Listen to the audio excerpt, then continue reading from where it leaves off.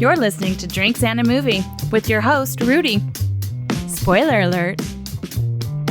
Here we go. Drinks and a Movie podcast. Welcome back, everybody. I'm joined by co-host Matt Lackey. Hello, hello. We're doing another episode in the movies that turn 30 years old in 2025. Thanks for being that serious. Just making me feel my age, dude. Jesus. Nah, celebrating it. It's sweet. Yeah. I can't believe these movies turn 30. I realized when you sent me the list of movies, there are a lot where I'm just like, oh, dude, this is like my coming of age. Yeah, this list of movies. Yeah, definitely. Yeah, man. And, next up on the list right now is Toy Story. Game-changing movie. Game changer in the animation, realm. No joke. I mean, basically, has just, made hand-drawn animation obsolete. Oh, yeah. And for this one, we're going to do something special. I was in Kentucky recently. I was in Owensboro.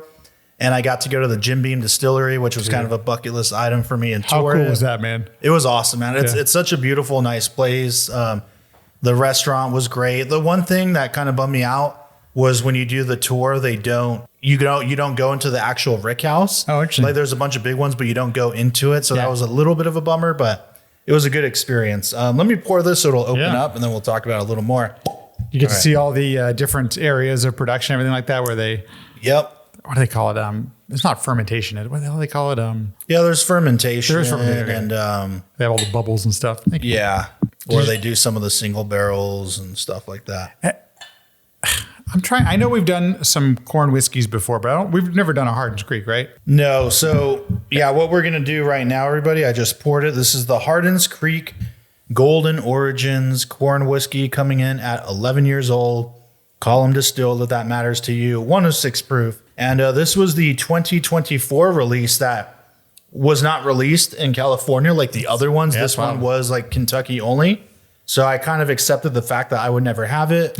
But here we are. So again, coming out of the Beam Distillery, Hardin's Creek being kind of one of their newer, more prestige lineups. I think it's a product. I'm a big fan. Now. So we definitely love them all. And I'm curious how this is going to be, considering that it is a corn whiskey. Yeah.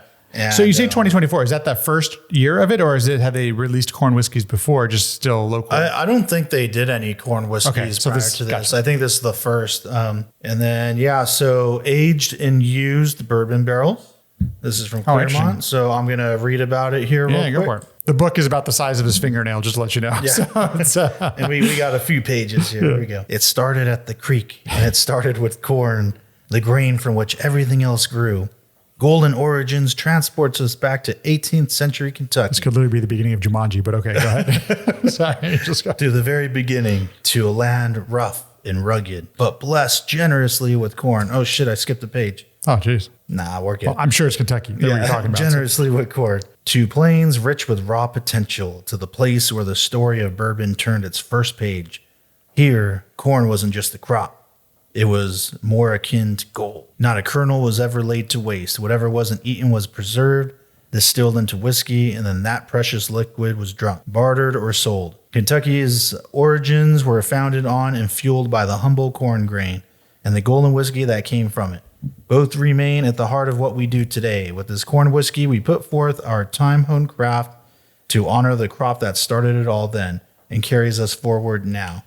And then it's got notes. I need to, hold on. I want to look up. I am curious about the notes, Because that's literally going to read my mind. Because one of the things when you did the Sagamore tour, they told you like, oh, this amount of rye, they would tell you what they're they wouldn't give you the secret recipe, but they would tell you, roughly what these percentages are. Because I'm always interested in that kind of stuff. I want to know what the, let's see. Hopefully it is disclosed. I would assume so. But maybe not. I know it's a little bit higher end product. Well, not seeing it here. Bullshit. Here, let me type it in specifically. Yeah. As you're typing it in. So according to the AI overview on Google, Hardin's Creek totally trustable.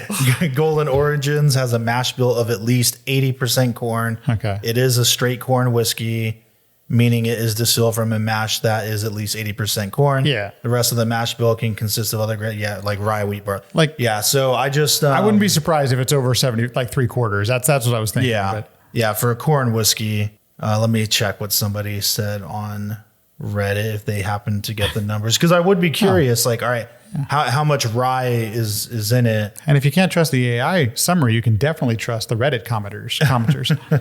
Well, they probably don't know either, but you never know. That's true. Yeah, totally.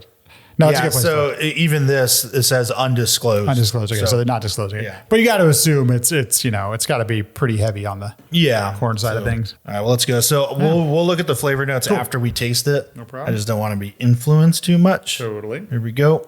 Golden Origins. Their first whiskey wasn't corn, was it? Oh, it was bourbon. It was okay. It's still bourbon. Okay, gotcha. Because I know corn's a much easier, more abundant crop, especially during that time period, I'm sure. But yeah. Damn, that's a fuck. I love that nose already, dude. It is I'm good. not a big corn person. And it does. God, it goes right into the center. Oh man, I can literally feel like going down my throat, dude. Oh yeah, like in a good way. I can't. So it definitely doesn't smell like their typical bourbon. That's for sure. Yeah, like I do get the difference. I'm not getting it like almost any sweetness. It's more spice for me. Yeah, okay, I'm finally starting to get some faint sweetness, but not much. Yeah, I can't put my finger on like what the aroma is. Like obviously it's the corn, and it does remind me of the other, like the Sierra Norte Mexican whiskeys I've had that are all corn whiskeys of different varieties. So it does on the nose remind me of like that. But now there's a little bit of a bourbon vibe coming out. But yeah, cheers, man. Let's go in. Okay. Well, I can tell you I'm already loving it, but pretty light on the colors too. It is, but to me, it's not tasting very light. Like I got a fair amount of punch up front, which is not surprising, but then I'm getting a lot of the tongue is getting flavors. Fair amount of spice. I think I'm getting some of the corn. Yeah, to me, I mean, it's definitely corn whiskey. Like I get all of that. Like, yeah, man, I get like a popcorn on the finish too. Yeah. Like after I swallow it, like the back palate. Oh, there it is. And like the lingering taste is very popcorny. Yep.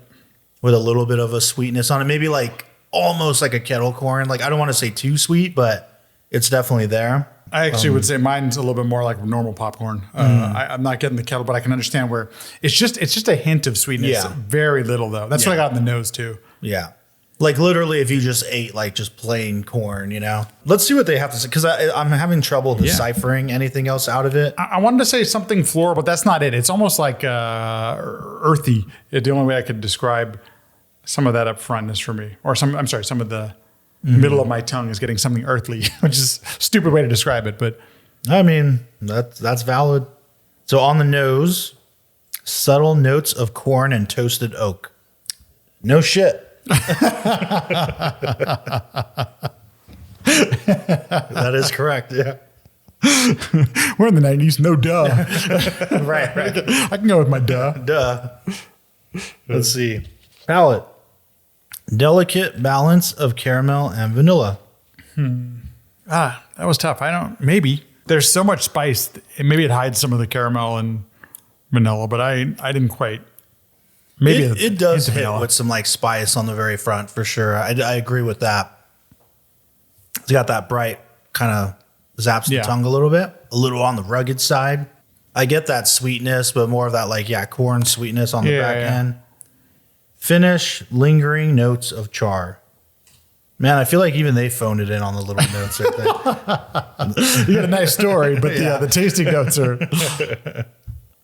Yeah, I mean, I don't regret the purchase. I was a little bit worried because I felt like, all right, this can go either way. This can be awful, which I have heard one reviewer I follow say, like, he never made a video of it because he's like, that was just terrible. No, I don't agree with that. Yeah, or it could be, something like really amazing.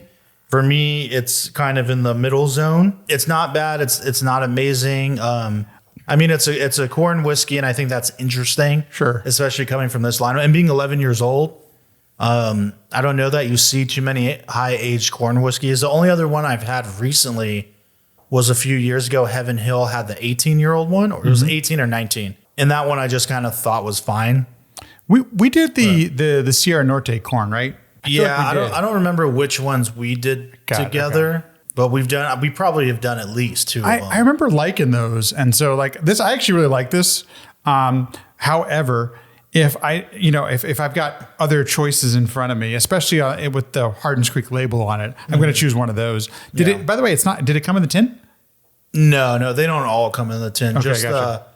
the first release, the Jacob's Well came in, is the only one that came in that big one. Got it. Okay. And then the 3 of the Kentucky series, those came in like smaller little cases, but they weren't like metal, I think. Got it. Okay. Yeah, man, no regrets. I mean, I'm glad I got it. I was like low key bummed that I was like, oh man, I'm like not going to have this one. So I'm just thankful I have it. And this is a good conversation piece, I think, especially for someone like me that wants to be able to like have people try whiskeys and whatnot. And if you've never had a corn whiskey, this is a great one. I think would pour for them. At the same time, I think it's a specific person, I guess, or a specific palate that might really enjoy this. I actually like it a lot. But once again, if I have the choice, I might pick something else. I do like a little bit more. Yeah, they're definitely.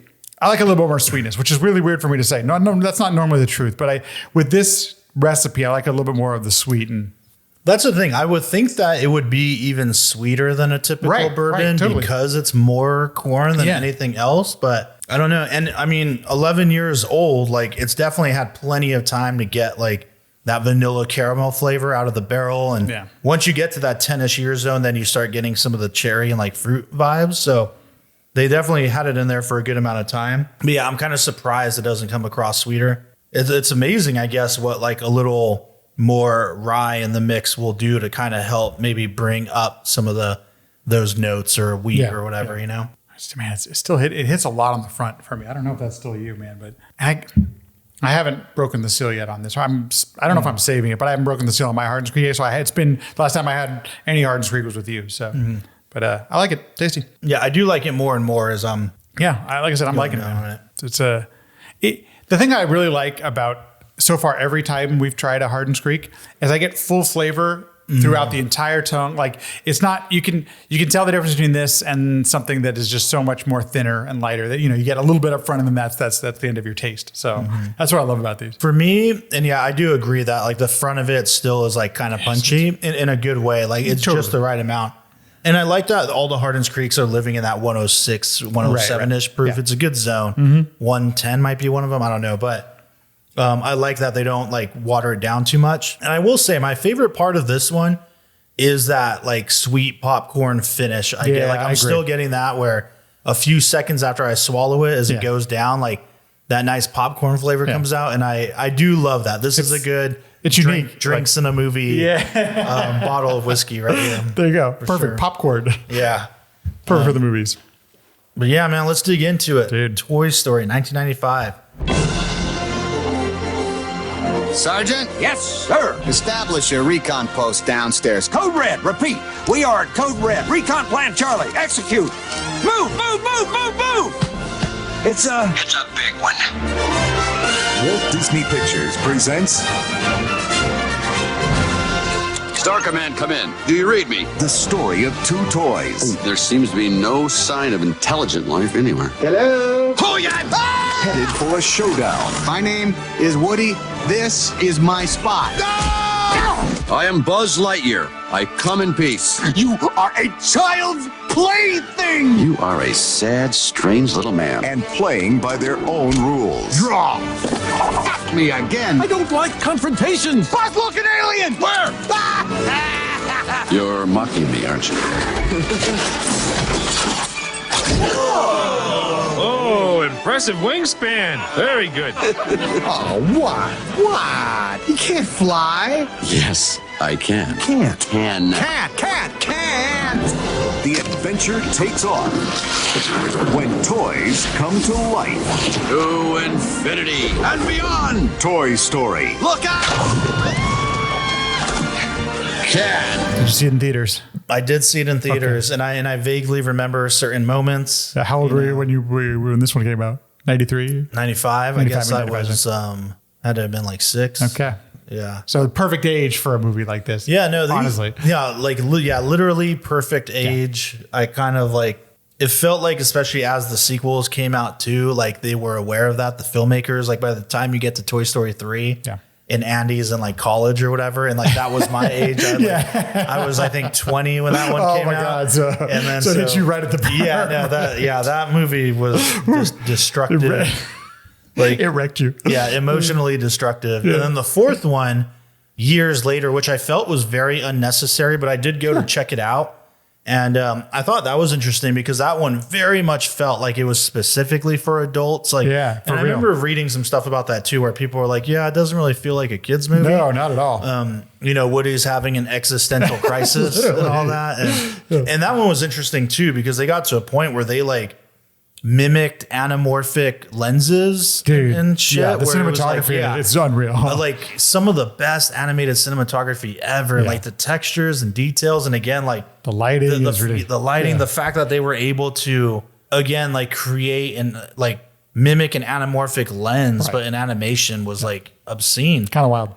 But this movie, so from what they say in the making of, the first motion picture to be computer animation. Feature length. Yeah. First feature length one. So, I mean, game changer, right? That's pretty amazing. 95. And going back, I hadn't seen this movie in years. So I was wondering how well it was going to hold up, especially with how much animation and detail has grown since then. And I got to say, man, I think it holds up real well. There was never any moments where I was like, oh, this looks like shit. Like, it still looks good. And the attention to detail, like when they're going in and out of the closet door and you can see that like the paint is like chipped on the corners of the door. And there's like cracks and texture on it. I'm like, wow, this is amazing, man. Like just what they've done to capture that. And again, even the lighting, like the hard sunlight with the blind shadows coming into the room and filling it up. And, you know, it would be later when we get to like Monsters, Inc. era, which I think was the early 2000s, where then they started to get more detailed. I felt with like, because the monsters had like hair, and you see the hair and the way it moves when there's a breeze. Whereas here I notice, and you can tell that they allocated their resources to like the most important things, because whenever they show Andy and his mom, like their faces and their hair is just like they're basically NPCs. It's just like not just like the smooth over texture, but later then you would get like all the follicles and all the detail and pretty amazing work. I brought up many a times Ebert on this podcast, Roger Ebert, and one of the things that he talks about, and I think this is so makes a lot of sense to me, is that I'm a very visual person, and there are certain experiences in the cinema where you almost forget that you're watching a movie. And I definitely felt, I was 12 years old when the movie came out, and I definitely had one of those experiences the first time. The only thing I could, my dad and I have talked about this because I'm like, what's it like when you first saw 2001 and Star Wars in the theaters? And he's like, Matt, it's tough to describe because you've never seen anything like this. And Toy Story felt that way in a sense. Like we had started to see some computer animation stuff. And even in what I remember the most is Beauty and the Beast in this, where they're doing this dancing sequence. And you could tell the camera was moving in a way that it hadn't moved before. So we in the theater were experiencing things that we hadn't experienced before, And that's the way I felt this whole way through this movie.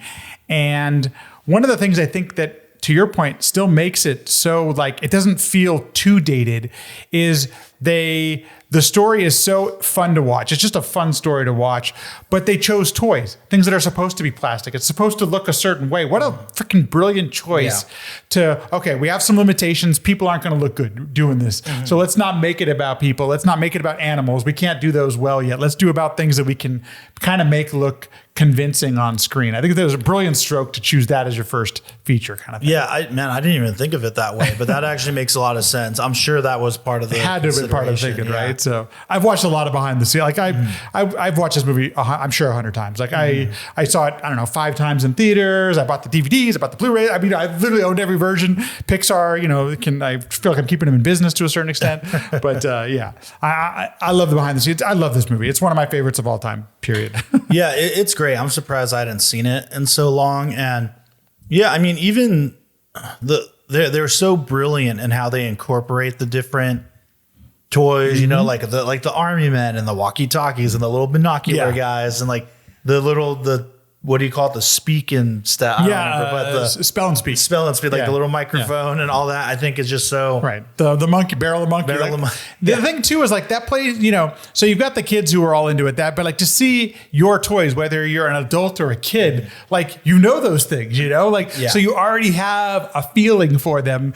What a brilliant, you could, as a filmmaker, I've never made a feature film or a feature animated film, but you can already tap into some of those emotions just by showing those things on screen. Yeah. Freaking brilliant, man. That's a good point. Like even for adults that are taking their kids to watch it, right. Like, it'll hit a certain note of nostalgia, I think, for everybody, because to your point, they probably had those toys. And it makes sense why, like the fact that this kid, Andy, has like a range of the different toys, you know? Totally. And again, story-wise, the idea of, you know, being replaced and kind of losing your place, your connection to somebody, and, you know, like the new coming in, like the action figure is like the new big thing is, you know, I think can resonate with anybody. Totally. And there's a lot of things I remember from the behind the scenes, but one of them was what was going to be the first line that Woody speaks when you finally get to hear a toy speak in this pull my string or pull my cord? I can't remember what the first line is, but it's something like that. And that was like a big discussion topic. I do love, I guess this is the approach of any animated feature, but that, you know, you basically develop a story for a long period of time. 1 year, 2 years, 3 years, 4 years, you know. And so you have to have this solid story in place before you go to and actually do start drawing and animating it and all that kind of stuff. And I think that shows because the movie's under 90 minutes, if I remember correctly. And it's like, you know, it's so efficient in its storytelling that every word is precious. Every frame is precious. And there's this period of time where Disney literally master class in that, from like Little Mermaid through, I don't know, you could go for a long ways, through Up, through, you know, Wall-E, through all these different movies where you really get a sense like they're not wasting your time. It's just everything matters in the film. And when everything matters, it keeps you on the edge of your seat for the entire time, you know? And I think this movie does that very well. Yeah. So. No, definitely well said, man. Music by Randy Newman. Great. Love the music in this one. Yeah. I mean, I don't know. The whole idea, the whole premise is just great. Again, the not wanting to be replaced and how much they care for their kid. Yeah. You know, and it's like, we got to be there for him, like when he needs us and all that. And you can relate. God damn, man. Yeah. And toys are important to us. You know, the neighbor of like Sid and blowing stuff up. And like, it's you notice too, it's like when you watch it as an adult, you see things like how it's Sid's house. Yeah. The carpet is the carpet pattern from Stanley Kubrick's The Shining. Dude, for real, man. like that's all over the place. Yeah. Apparently they reused sets for some of their later movies too. Like one of the things apparently Disney has done is, especially to save money throughout the 50s, 60s, 70s, 80s, is they reused certain backgrounds so they wouldn't have to reanimate them and redraw them. And I've seen those comparisons. Yeah. It's like Robin Hood and like the Jungle Book. Yeah, and it's very like similar. That. Yeah. Pixar would end up doing that too in their next like 10 features or whatever. But a lot of what they were doing had never been done. So they're creating this stuff for the first time. So houses, all these sets were built from scratch. One of the things I don't really think of nowadays, but apparently at the time, you know, most Disney animated films were musicals. And they made a choice. I know this isn't a Disney movie. It started at Pixar. It's a Pixar film. They weren't even associated. Disney just released it at the time. It wasn't, you know, they didn't have the relationship they have now. The fact that they didn't make it a musical, I think, was another thing that kind of, in my brain, I don't know if I was very conscious of that, but I'm like, it set it apart. Like, I didn't feel like I was too young to go to it as a 12-year-old, almost a 13-year-old, you know, kind of thing. And it felt like an action movie. It felt like sci-fi. I mean, it felt all the things that I loved going to the movies for. The action sequences are, even the stuff with Sid where it's on this edge of your seat where he's like, you know, he's putting him on the rocket and he's, you know, they ends up in his yard. I know that I'm jumping ahead a little bit, but just all of that stuff, it's very, you know, a lot of that stuff you've seen in movies before, but doing it this way was just so interesting because we can relate, I guess. You know, we all have had some of those childhood experiences, I guess. Yeah. Oh man. What you said something in there that I was going to jump onto, but all really good points. I do love the kind of, like at Sid's house, all the other crazy toys. Oh my God, they're great. One of the, like, I remember this always stood out to me as a kid and I would quote it often, is like they're cannibals. Like all that shit. That's a big word for a kid, you know? So I definitely didn't know what it meant. Yeah, what does that mean? Cannibals. Like I think I remember asking my parents like what that word was. But, and even the, one of my favorites is the big one. Keep out of reach of children. Cool. One of the body parts looked like an erector set to me. And up until I was like 6 or 7, I didn't know what the fucking erector set was. But my dad has his childhood erector set. So at, I don't know, at 7 or 8, he busted that out. And I was like, this is the coolest thing ever. And it was from the 60s. So it sliced my fingers, did all the bad things. We could never get it to build anything like you saw in the Sandlot or anything. Right. But I'm like, that's the director, all those little things where you could see your childhood gay toys in there. Yeah, I was trying to remember what that thing was called because I was like, what were those called? And it took me a minute to erector set. I can only imagine what it was like to get permission to use all these different toys because most of them aren't Disney toys, Yeah. They're and especially with an unproven technology or an unproven way of storytelling, I can't imagine that maybe it was easy. Maybe I'm just totally overselling it, but they did because I'm not sure I'm trying to think of this. Like, would the movie have been the same if they were using all unlicensed toys, like stuff they just made up? Maybe they could have come up with something similar, a facsimile of Mr. Potato Head or whatever. But even Woody, Woody's, I guess, a made up, toy. That wasn't a real thing. So I don't know. It's interesting the way that would have came up. And Buzz Lightyear, I just think is so freaking awesome and brilliant. And just the design of his character to be, this guy who doesn't know he's a toy is just like awesome and brilliant. It's funny too, how, whenever I go back and watch these kids movies again, with the adult lens and how much the writing, like just how, I guess, the major plot points can work for kids. Yeah. But there's enough for like an adult to latch onto. And that's what is, I think, so key with like a lot of these earlier films too. Like there's stuff that still kind of entertains me now. Like when they're having their meeting and he's like, I thought the meeting on the plastic corrosion the awareness went really well. And just some of the like the shit that Mr. Potato Head said, like Don Rickles, man. Oh, dude, he kills it, man. I love just Rickles. Brilliant. Yeah. And oh man, I'm like missing some other stuff, but there's a lot in there that I just think is so funny that you don't really, catch when you're a kid for sure. But it's still, you still get what's going on and you understand like the emotional beats still. But dude, and just like the dark shit too, like when they're with the aliens or whatever and the claw, like that's iconic, right? The claw. But I remember when they're like in the backpack and then Sid takes the little alien out and like gives it to the dog and it's just like as they're watching and they're like so disturbed and like they're seeing the worst thing because to them, it's like, I can't imagine seeing a human being get mauled by this giant creature. Yeah, and for the things, those things, that's their ascension to heaven. This is their afterlife. They're like, oh, I was chosen. I'm going to a better place. It's like it's super dark. And you think about all the movies that have had that as their plot point, and then you find out it's absolute god awful hell. Oh man, but yeah, I do want to shout out all the voices too, man. Like you got a cast. Yeah, Rickles, Jim Varney. Man, Jim Varney, we miss him. Annie Potts, man. Laurie Metcalf. Oh my God. Yeah. Obviously Tim Allen and Tom Hanks. And so my understanding as well is that, up until the 90s, animated films were, you had voice actors and those are the people doing your performances.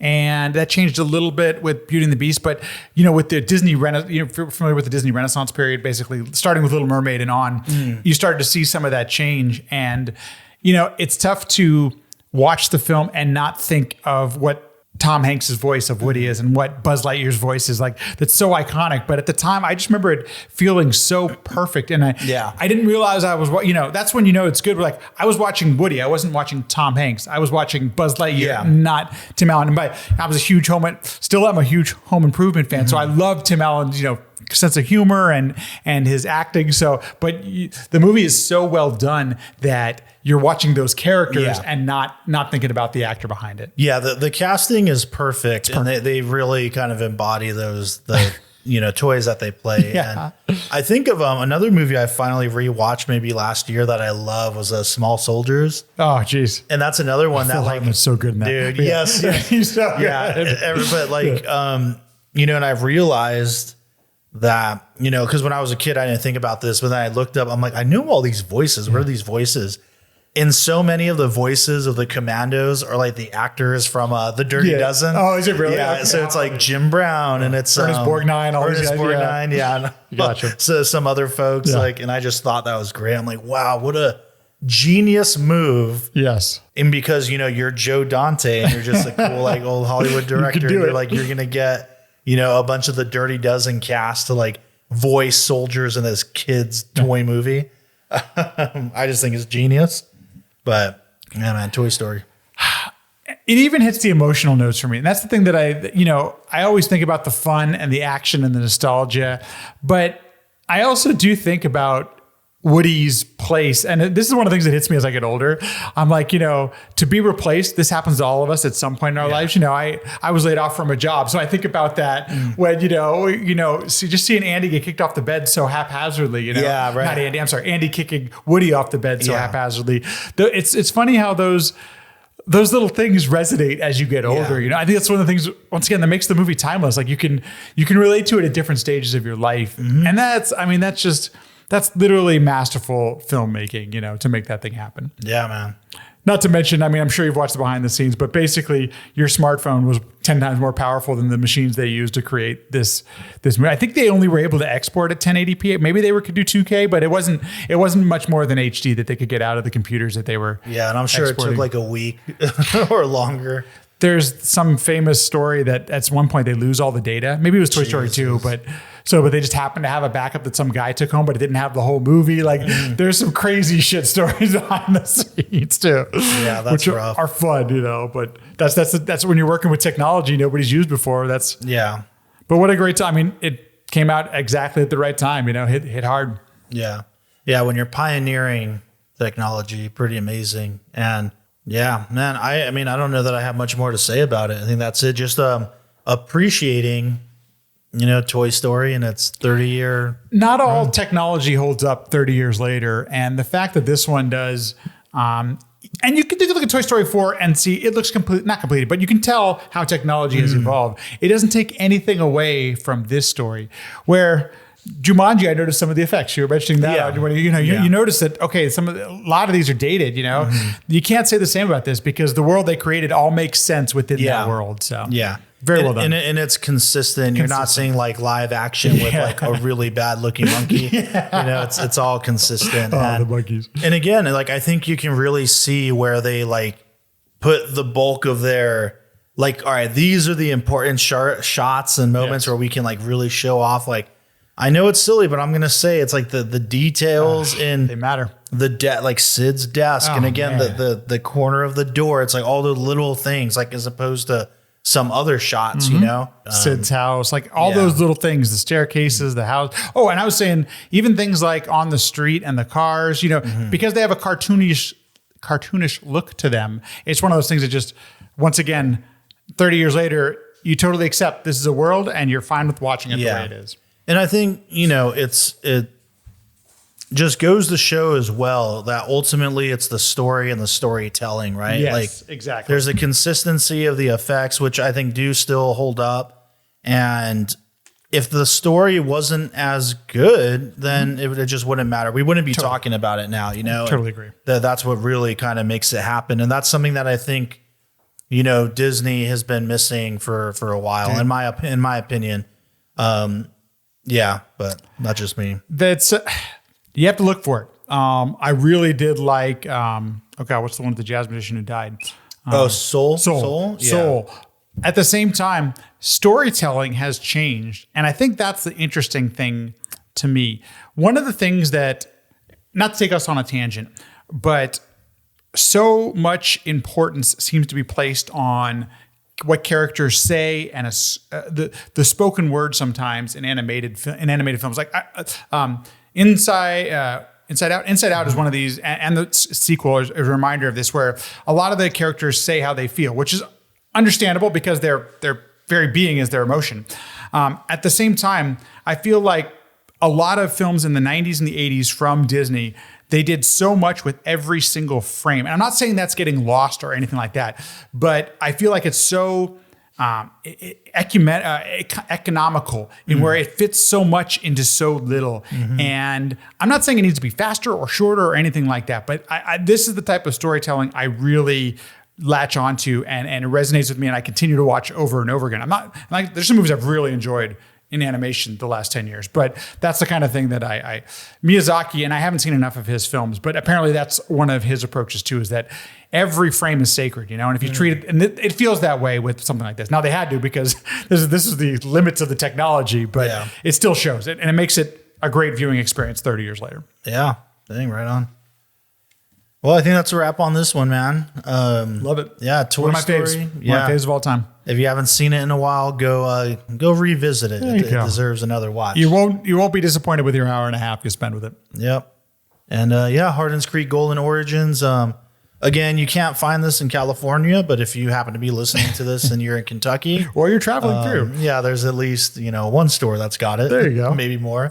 They are at the distillery. I was gonna say, were they at the distillery? Yeah. Actually, no, they weren't anymore. Wait, did they have any Hardin's Creek stocked at the distillery?